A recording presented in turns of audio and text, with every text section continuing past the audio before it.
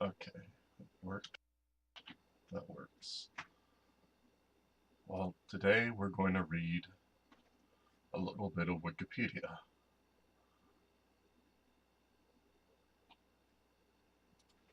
I don't know why. Give me random page. Random page patrol. What is that? No.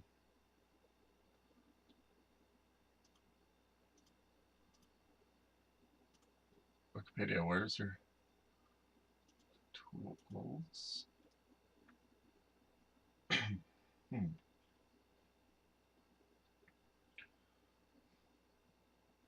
Special pages.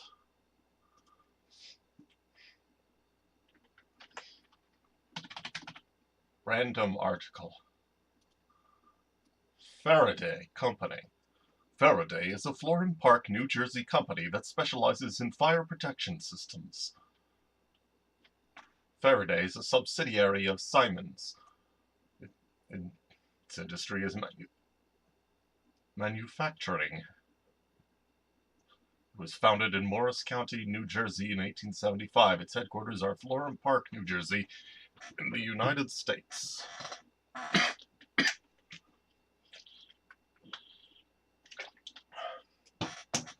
Products include fire detection notification services, parent Siemens. We know it's a subsidiary. History.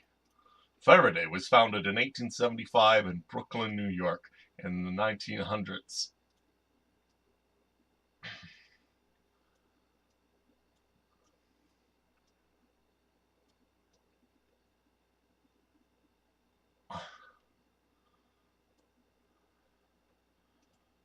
I think he had a big red honker. There we go.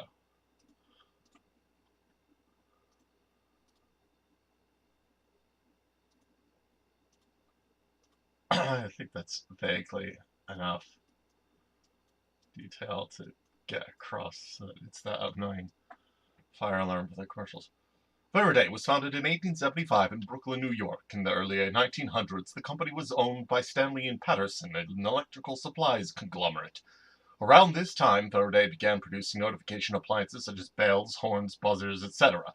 They also excuse me. They also rebranded coded fire alarm stations from Holzer Cabot. From the 1930s into the 1960s, Faraday was known as Sperity Faraday, and the company moved to Adrian, Michigan.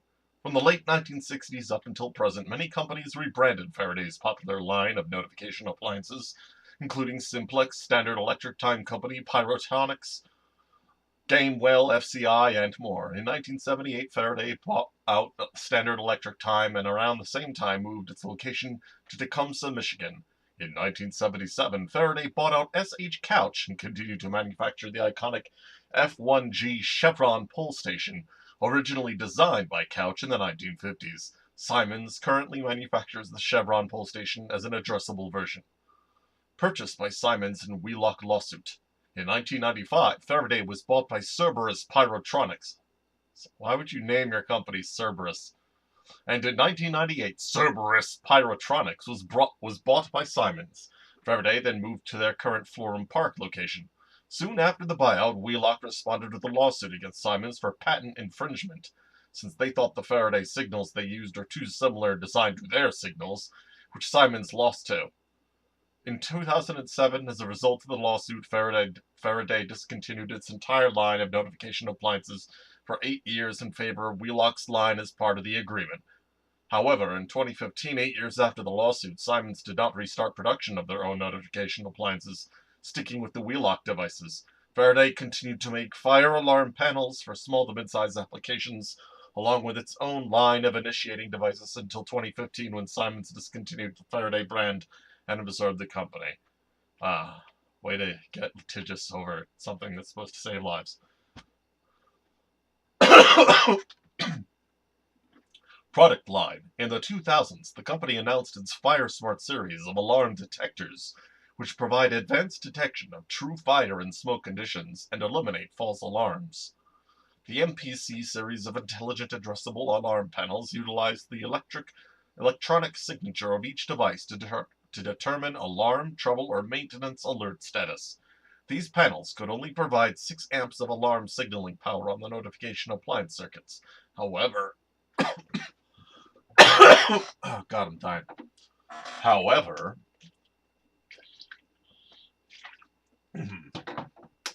both 6 and 8 amp power supplies are also available to expand the notification capabilities.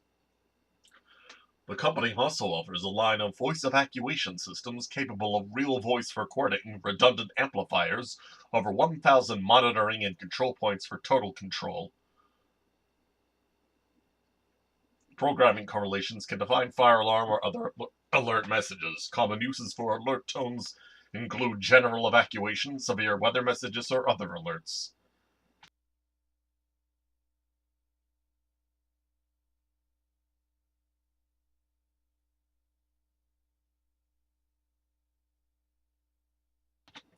Alright, let's go visit Cerberus. Oh, it just redirected to Simon's AG. I'll draw Cerberus.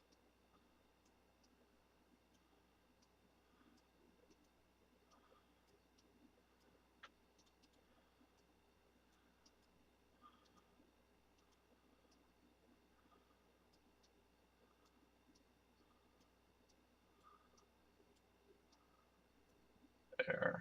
And another one. Blah, blah, blah, blah, blah. And they're all panting because it's hot outside. Which is probably why the fire alarm is going off.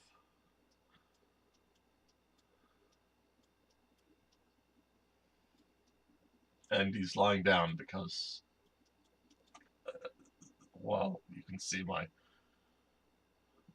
wonderful drawing talent here. Siemens AG is a German multinational technology conglomerate. Its operations encompass automation and digitalization in the process and manufacturing industries, intelligent infrastructure for buildings and distributed energy systems, rail transport solutions, as well as health technology and digital healthcare services. Siemens is the largest industrial manufacturing company in Europe and holds the position of global market leader in industrial automation and industrial software. Okay, so it's basically like Phillips. The origins of the conglomerate can be traced back to 1847 to the Telegrafenbauanstalt von Siemens and Heiske, established in Berlin by Werner von Siemens and Johann Georg Heiske. I thought that was an I. In 1966, the present-day corporation emerged from the merger of 3 companies: Siemens and Heiske, Siemens Schuckert, and Siemens Reinigerwerke. Reinigerwerk. Is that how you pronounce it? It's probably wrong. Today headquartered in Munich and Berlin, Siemens and its subsidiaries employ approximately 311,000 people worldwide and reported a global revenue of around 72 billion euros in 2022. The company is a component of the DAX and Euro Stoxx 50 stock market indices.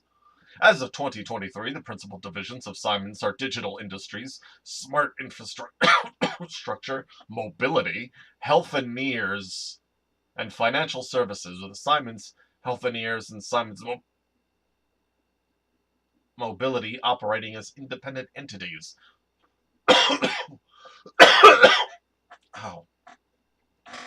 Major business divisions that were once part of Siemens before being spun off include semiconductor manufacturer Infineon Technologies, 1999, Siemens Mobile in 2005, Gigaset Communications in 2008, the photonics business Osram in 2013, and Siemens Energy in 2020.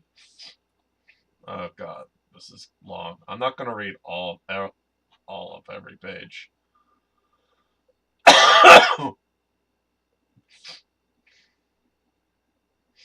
Blah, blah, blah, blah, blah. What is a Healthineer? Let's click on that. Where's it? Oh, it just takes me to Simon Healthineers. Blah, blah, blah. Alright. Oops.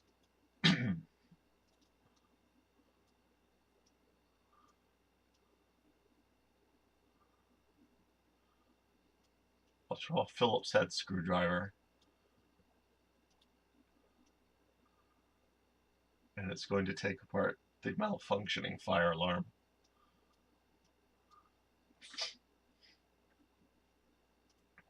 Okay,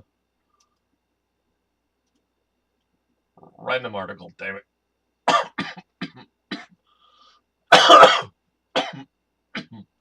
International Expeditions was a travel company specializing in small group adventure travel. The company was founded in 1980 and located in Helena, Alabama. In October 2021, it was rebranded as Exodus Travel, an existing brand owned by parent company Travelopia. Wow.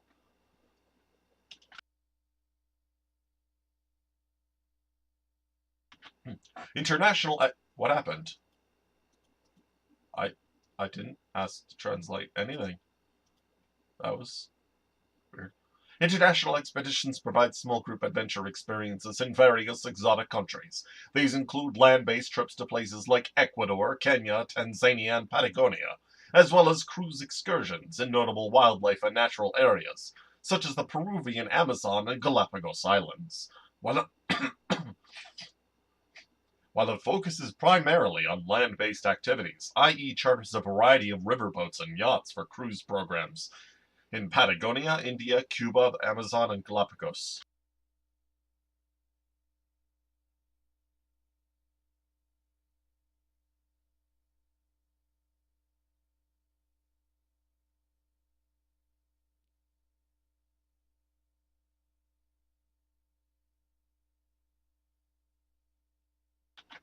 I no. IE is a subsidiary of Travelopia, a collection of brands formerly part of TY Group, along along with American Adventures, Exodus, Grand American Adventures, Headwater, Quark Expeditions, Sawadee, Trek America, World Challenge, and Zegram Expeditions. International Expeditions was co-founded by Dr. Richard Ryall and Steve Cox. Excuse me. Ryall also served as the chairman of the board of the International Ecotourism Society.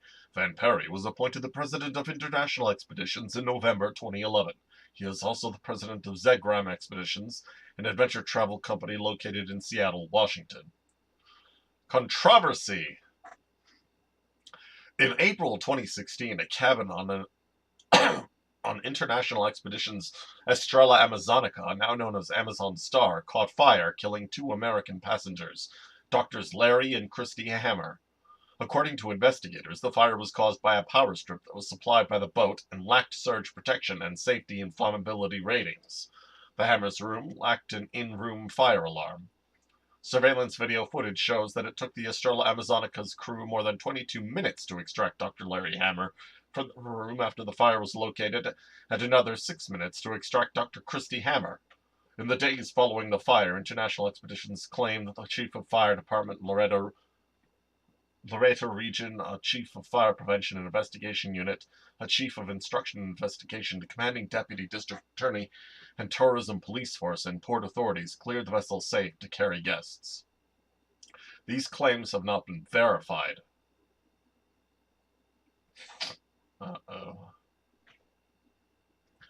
Perry and International Expeditions are criticized for declaring the boat safe to travel and for the ship to resume sailing within 2 days of the tragedy, given that Perry and International Expeditions did not know at that time what caused the fire, why no alarm sounded anywhere on the boat, and why the crew failed to respond effectively. Oh, God. In September 2016, Perry told People that the boat now has enhanced firefighting equipment and that the crew has been provided with refresher fire training.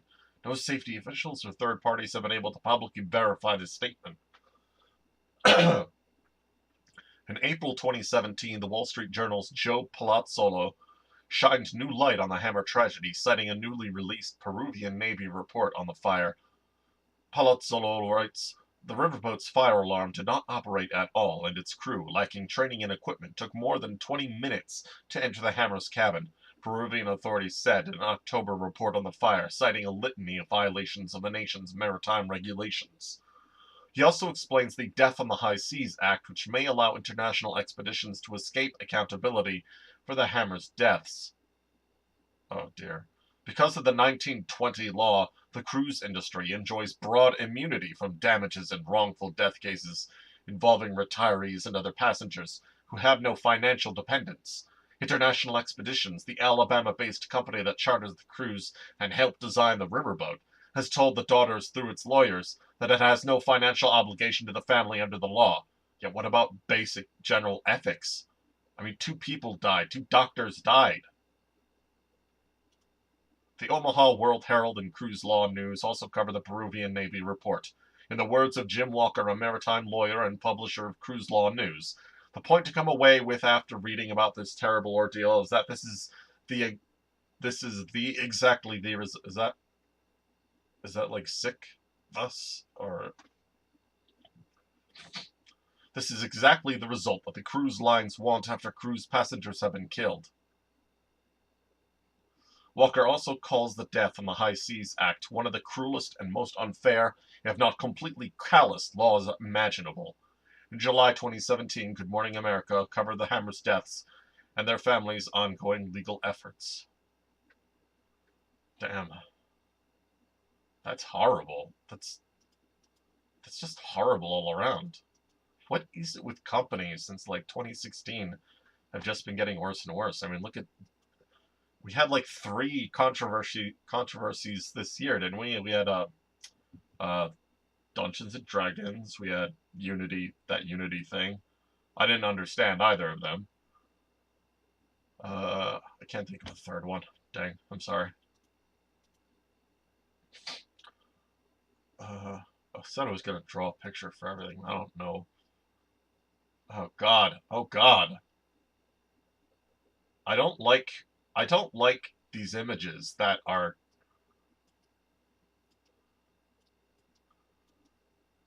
I guess it's not a faulty fire alarm anymore. Oh God. I I don't like how these images are interrelating in my mind. Like, now I feel bad because I feel like I'm making light when I don't really mean to, but I mean, two people have died and their family didn't even get compensation. Let's, let's learn more about this.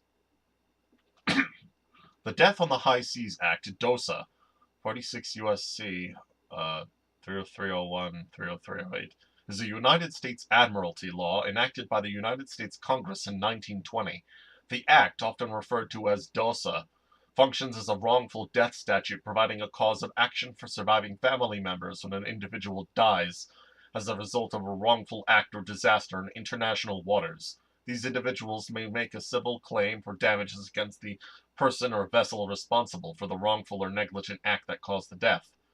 DOSA also applies to negligent acts causing death that occur after the initial accident. If the decedent, how do you pronounce that? If the decedent was on the high seas at the time the negligence began. The decedent. Though DOSA is generally the exclusive remedy available for certain wrongful death claims under maritime law, surviving relatives may make concurrent claims under DOSA and the Jones Act in some circumstances.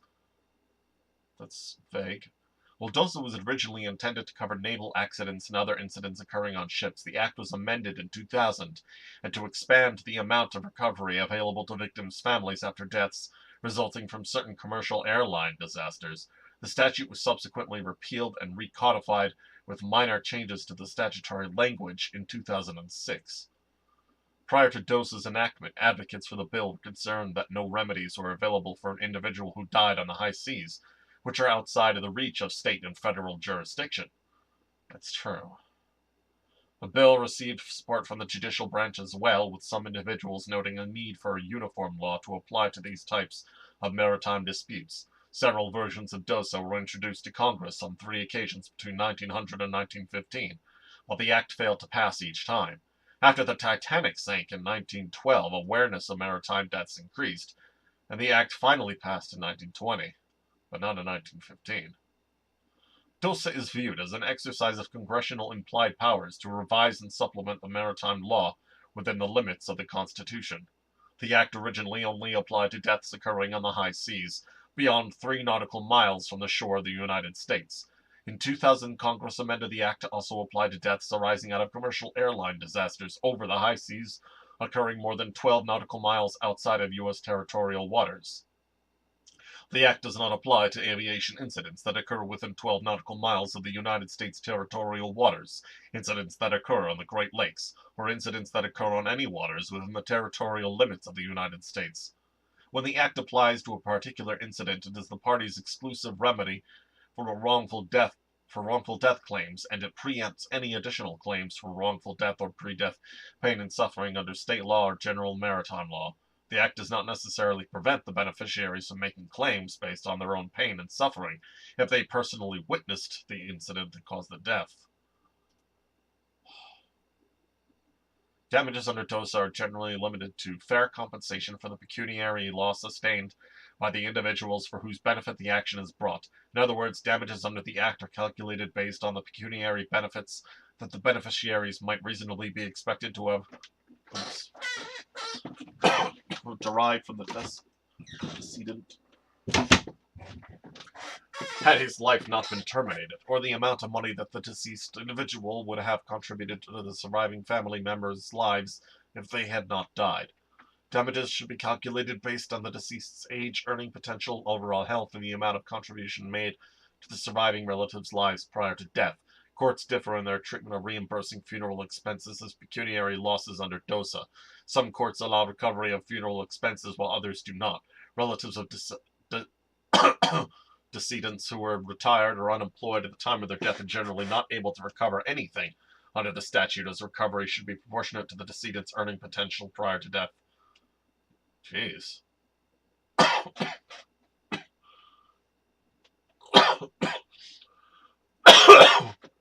Never go on a cruise ship, ever, I guess.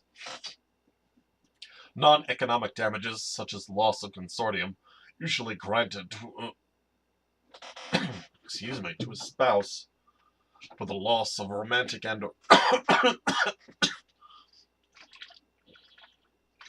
oh god, I don't know why I'm coughing so much all of a sudden.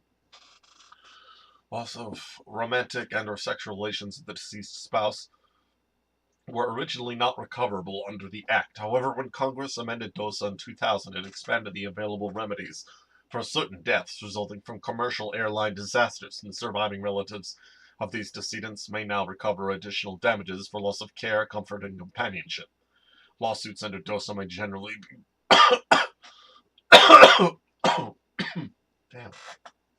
may generally be brought by a decedent's surviving spouse, parent, child, or other dependent relative, or the personal representative of the decedent's estate if one of the surviving family members lacks standing, most commonly done when a suit is being brought on behalf of a minor child.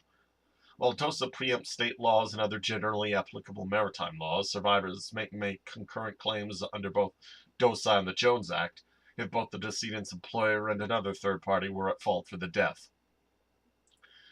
TWA Flight 800 crash. In 1996, TWA Flight 800 crashed shortly after taking off from John F. Kennedy International Airport, and all 230 passengers and crew members died.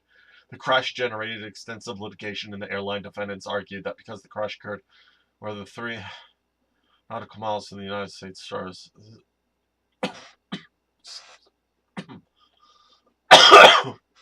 Oh. Let's move down to proposed legislation and criticism.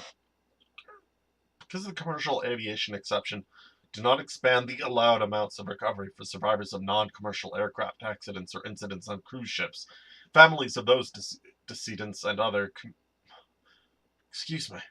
commenters have spoken out criticizing the cruise industry and the way DOSA often shields large cruise lines from significant liability.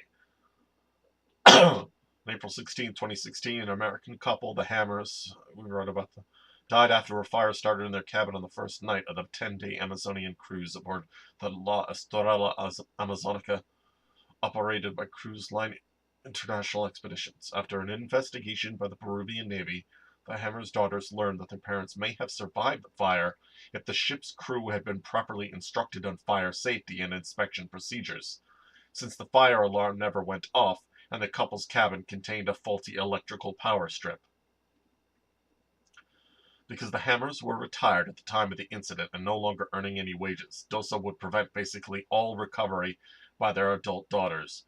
Besides DOSA's limited applicability, cruise ship ticket contracts are typically made up of clauses significantly limiting the cruise line's liability should something go wrong during the voyage, and passengers generally do not read these contracts or cannot understand the implications of their contracts on their ability to recover damages if an incident occurs. In April 2022, Senator Deb Fischer introduced a piece of proposed legislation to be cited as Hammer's Law. Oh, nice. The bill, if passed, would amend. Is that like clause 30307 of DOSA, the commercial aviation exception, to allow recovery of non-pecuniary damages from both commercial aviation accidents and cruise ship voyage accidents. The bill has not yet passed. In October 2021, Representative Veronica Escobar introduced a proposed bill to be cited as the Fairness for Fallen Sailors Act. The bill would amend Clause 30302 of DOSA to expand recovery for surviving family members of victims of maritime deaths to allow recovery for the pre-death pain and suffering of the decedent and non-pecuniary damages for the loss of care, comfort, and companionship of a family member of a decedent after action is brought. The bill would also amend Clause 30307 of the Act to strike the word commercial from the statute and allow recovery of non-pecuniary damages from all aviation incidents occurring more than 12 nautical miles from U.S. shores. COVID-19 pandemic. In addition to the already proposed legislation to expand DOSA to cover deaths on cruise ship voyages, the Act is back in the courts facing challenges by individuals whose loved ones died as a result of contracting COVID-19 on cruise ships. After Wilson Ma died after contracting COVID-19 while on board the Coral Princess in March and April of 2020, Toiling Ma sued Carnival Cruise Lines and Princess Cruise Lines. Which cruise line were you on? Making claims of negligence on behalf of herself and her deceased husband. Ma claimed that the cruise line failed to disclose the severity of the virus after 2 passengers died on board and argued that DOSA should not apply because her husband died after returning to shore. The district judge ultimately dismissed the lawsuit, noting that Ninth Circuit precedent clearly shows that DOSA applies to all accidents occurring on the high seas, regardless of where the death ultimately occurs. That sounds shady. Several later cases involving similar facts, passengers passing away from COVID-19 after contracting the virus on a cruise ship, have reinforced the fact that DOSA is the sole remedy for surviving relatives when their decedent contracts COVID-19 on the high seas and subsequently dies regardless of the location at death.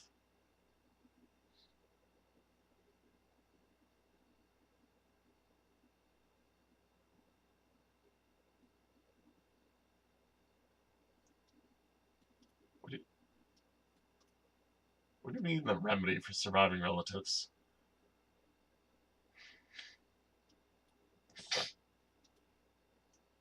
Like, ow. Like post.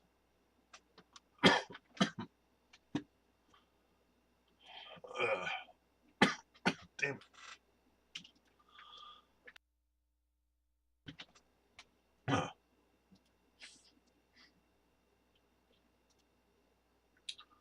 Baldev Singh Kaira is an Indian politician and a member of SAD. And Shiromani Akali Dal is a centre-right Sikh-centric state political party in Punjab, India.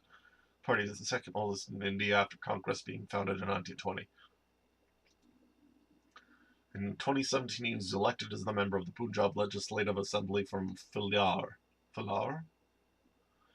Singh Kara represents the Philar. Singh Kara won the Philar on an SAT ticket. Singh Kara beat the member of the Punjab Legislative Assembly, Vikramjit Singh Chaudhary, of the INC by over 3,477 votes. Singh Kara is from the SAD and he is also the MLA of Philar. Okay, that's very obscure.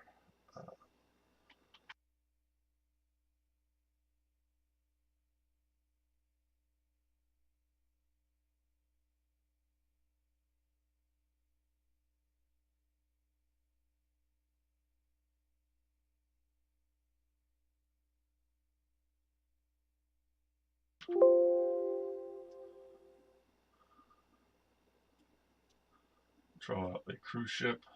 I'm not good at drawing.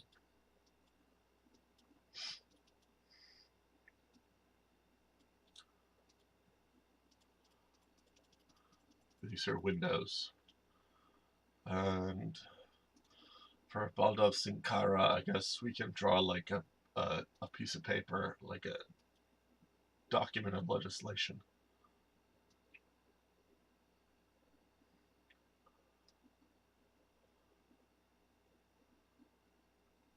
Uh-huh.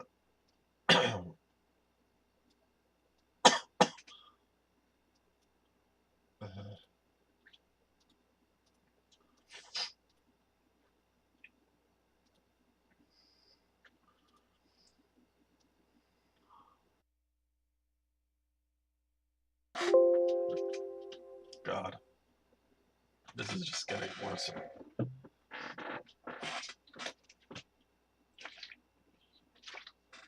All right, we got time for like a couple more.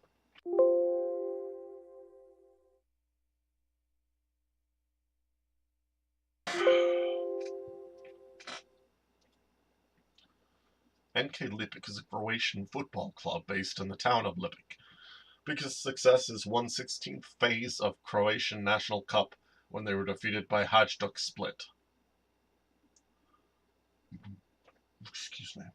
I don't know how to pronounce Hajduk. Yeah, this is just some sports thing. Hernan Barcos, born the 11th of April 1984, is an Argentine professional footballer who plays as a forward for Alianza Lima. He is nicknamed El Pirata, the Pirate, and is well known for his finishing ability, technique, and strength. Chinese Super League signed a year-long loan to Chinese Super League side Shanghai Shenhua. However, after a disappointing half-season at Shanghai, he was loaned out to Shenzhen Asia Travel, a fellow CSL club. He scored the first hat-trick in his career in Shenzhen's 4-0 victory over Changchun Yatai on 16th of September 2009. He scored 14 goals in 14 league games with Shenzhen and won Chinese Football Association Golden Boot Award in the end of the season.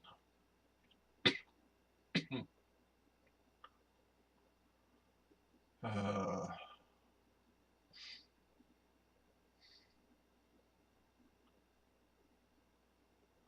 on the 16th of February 2012, after a comparison with Brazilian singer Zé Ramalho made by Leo Bianchi, journalist of Rede Globo, Barcos cursed the reporter, calling him boludo, a popular scold in Argentina.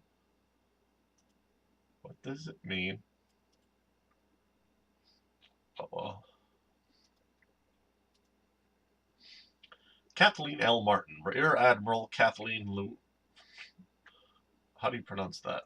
Lucia Martin, born January 14th, 1951, served as Deputy Surgeon General of the Navy / Vice Chief, Bureau of Medicine and Surgery from October 2002 until her retirement in September 2005. She also held the position as the 19th Director of the Navy Nurse Corps from August 1998 to August 2001. Why do I keep getting articles about doctors on cruise ships? I cannot draw a soccer ball. I don't want to draw a soccer ball.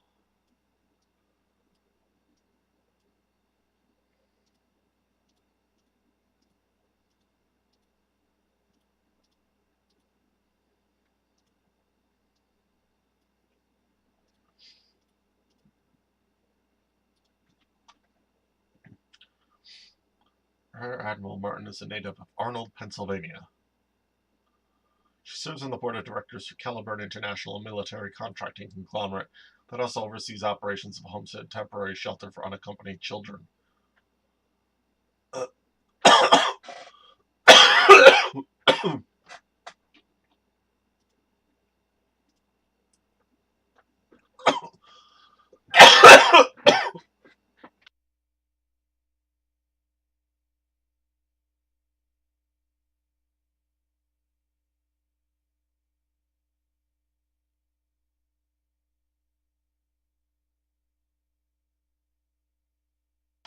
think this is going to be the last one for today. Joseph Joffo, the 2nd of April 1931 to the 6th of December 2018, was a French author. A noted autobiographer, Joffo was perhaps best known for his memoir Un sac de billes, A Bag of Marbles, which has been translated into 18 languages.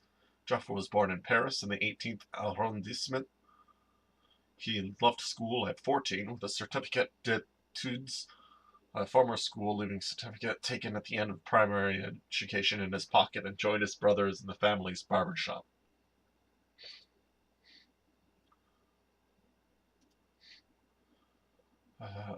Joff also wrote Anna et son orchestre, Anna and her orchestra, which tells the story of Joseph's mother from the time she was 11 years old to the time she met Joseph Joffo's father in Paris.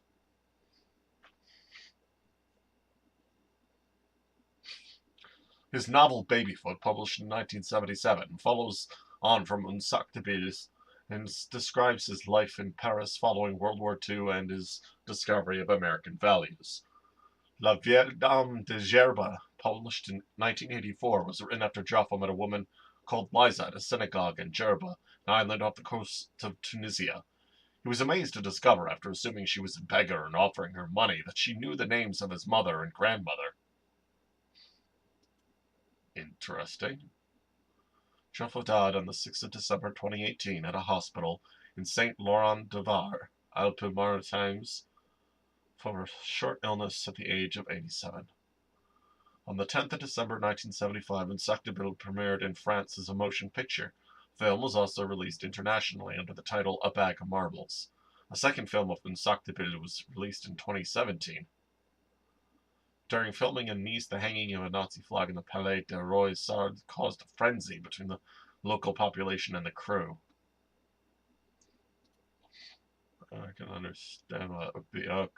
right. He was born in France in 1931. That's like right before World War II. We'll do one more.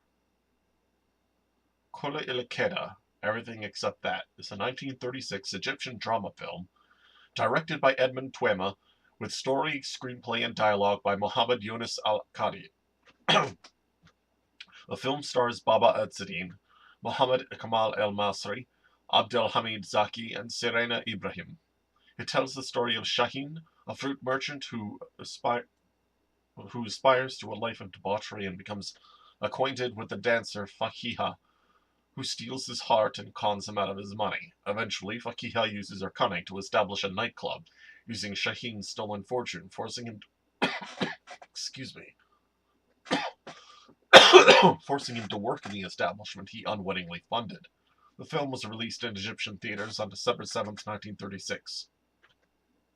Oh wow, that's an old film. I wonder if it had sound. Film received a rating of 5.7 out of 10 on the Arabic film database elcinema.com.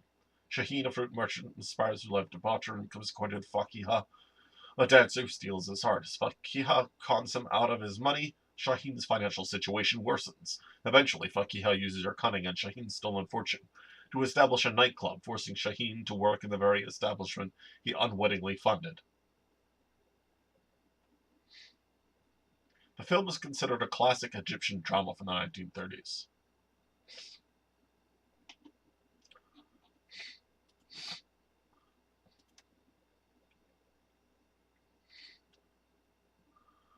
The Lanciers, were a Romanian fascist paramilitary movement initially attached to the National Christian Defense League. Oh dear. Oh dear. And following the merger on the 16th of July 1935 of the NCDL and the National Agrarian Party, formed the National Christian Party, the Lancieri became associated with the merged party. Oh god. Members of the group applied a blue shirt uniform and contributed to the country's political street battles in the 1920s and 1930s, and were noted in the 1920s for their attacks on that party's main target, the Jews, as well as general disruption of university life. Following the merger that formed the National Christian Party, the Lancieri continued their wild ways, rivaling the Iron Guard, with whom they frequently clashed. In their violence and mayhem between 1935 and 1937, the Lancieri carried out more terrorist actions and pogroms Throughout Romania, then the Iron Guard. The 1937 general election campaign, in particular, was marred by clashes between the two fascist groups, and not even the intervention of Alfred Rosenberg could unite the warring factions. Clashes between the two groups would continue, although the Lancieri owed much of their organization to the Iron Guard, and indeed their continuing existence was as much an attempt to attract interest away from that group. Yeah, well, it doesn't sound like we need them. Wilson Bruce Evans House is a historic house at 33 East Vine Street in Oberlin, Ohio. Completed in 1856, it served a major stop on the Underground Railroad. With its builders Wilson and Bruce excuse me. Excuse me. With its builders Wilson Bruce Evans and Henry Evans participating in the 1858 Oberlin-Wellington Rescue, a celebrated rescue of a slave.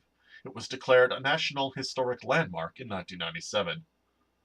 I had a relative who lived in a house that was part of the Underground Railroad. It was interesting. Anyways, we'll probably stop here for now. So